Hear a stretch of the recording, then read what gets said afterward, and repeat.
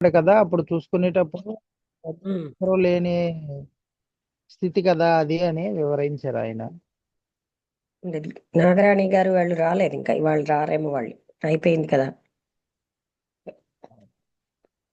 అయినా ఒక పాయింట్ ఏంటంటే, ఒక విషయం లెక్చర్ ఇవ్వడం ఎంతసేపైనా మాట్లాడొచ్చు, కానీ ఓ చదవడం కష్టంగా అనిపిస్తుంది. ఆ, అంటే స్వయంగా మాట్లాడడమే సులువు చదవడం కంటే, నాకు అలా అవును. అనిపిస్తుంది. అది 45 నిమిషాలు మాట్లాడినట్టు అనిపించేది కాదు. అవును. నాయుడు గారు, మీరేమైనా గ్రహించింది చెప్తారా?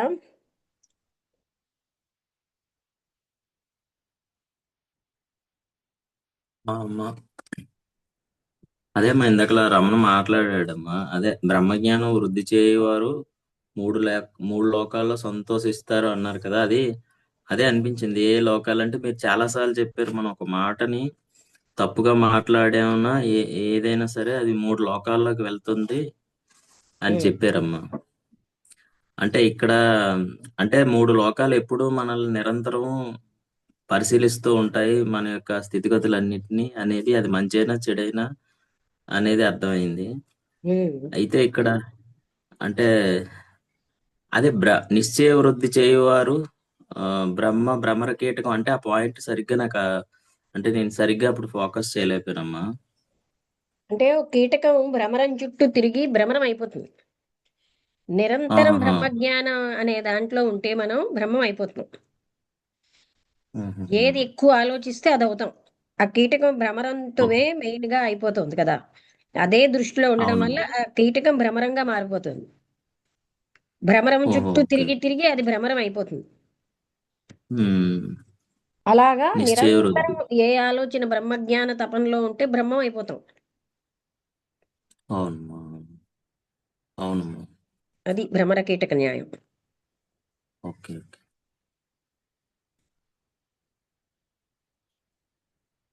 ఓకే అయితే అదే ఇక్కడ సరే చెప్పండి. అమ్మా, సరే. చెప్పండి చెప్పండి, ఏం అంటే పర్వాలేదు, ఇక్కడ మీరు మాట్లాడటం లేదని.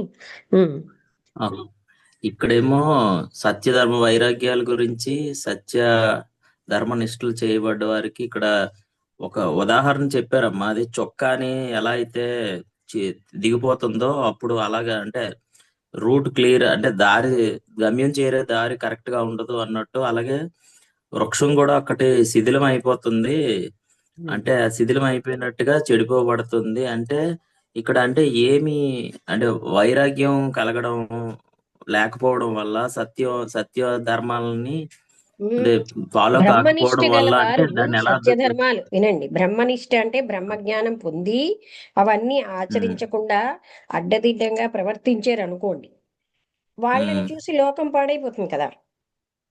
అనుష్ఠాన జ్ఞానం అవును. లేకపోతే నశించిపోతుంది విషయం. అంటే ఆచరణాత్మకంగా ఉండాలి ఎప్పుడు కూడా. అదే కృష్ణమూర్తి గారు కూడా అవేర్నెస్, మూమెంట్ టు మూమెంట్. అది నేను పొందేసాను కదా అని అలా అనుకోవడానికి లేదు. అందుకని అవును. వాళ్ళకి సత్యధర్మ నిష్ఠలు లేకపోతే పతనం అయిపోతారు మిగతా వాళ్ళు కూడా. అవును. వాళ్ళే అలా ప్రవర్తిస్తున్నారు, మనం ఇలా ప్రవర్తించొచ్చని.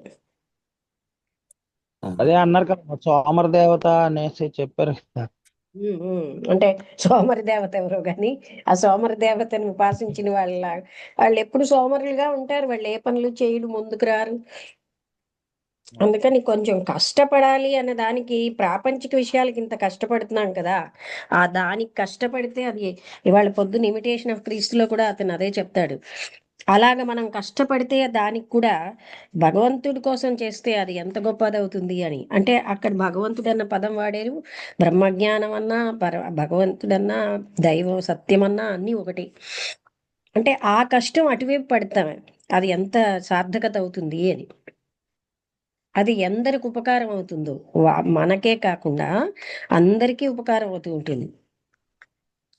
అవును. అయితే కొంత కష్టపడాలి. అదేమో మనం ఏంటంటే, ఇప్పుడు చూడండి, ఒక కారు కొనాలంటే డబ్బులు సమకూర్చుకోవాలి, కష్టపడుతున్నాం కదా. ఆఫ్టర్ ఆల్ అవును. నశించేటటువంటి దానికే అంత కష్టపడుతున్నాం, శాశ్వతమైనటువంటి దానికి కొంచెం కష్టపడితే, కొంచెం కష్టపడినా భగవంతుడు సంతోషిస్తాడు అన్నది. అవును. మనకి ప్రాపంచిక విషయాల్లో ఉన్న తపనని భగవంతుడి కోసం అందులో సగం పెట్టిన ఆయన ఆనందిస్తాడు. అవును.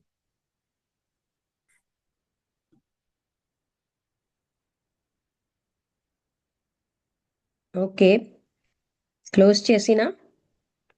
ఓకే అమ్మ, నమస్కారం. సరే అమ్మ. సరే అమ్మ. అంటే ఏమైనా మాట్లాడడం ఉంటే పర్వాలేదు, నాకు ఇప్పుడేం వెనకాల పని కాదు. మనం డిస్కషన్ అయిపోయిందంటే క్లోజ్ చేస్తాను. ఓకే, క్లోజ్ చేస్తున్నాను. సరే అమ్మ. అలాగే అమ్మ.